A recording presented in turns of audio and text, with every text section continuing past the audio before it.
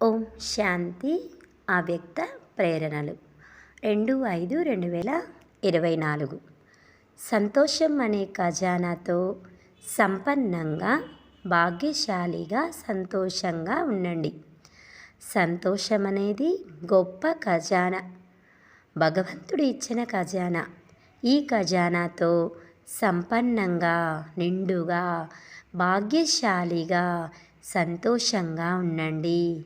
స్వయంగా భగవంతుడు చెప్తున్నారు, మీ వద్ద అన్నింటికంటే ఉన్నతమైన ఖజానా సంతోషం యొక్క ఖజానా ఉంది. ఈ సంతోషపు ఖజానాను దానం ఇస్తూ ఉండండి.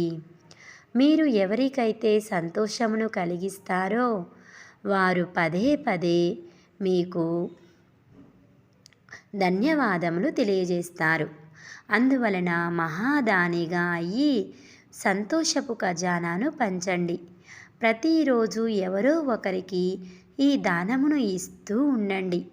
దానం ఇవ్వటంలో మనస్సు ప్రసన్నతను మరియు సంతుష్టతను అనుభవం చేస్తుంది. ఇది ఈశ్వరీయ మహావాక్యం.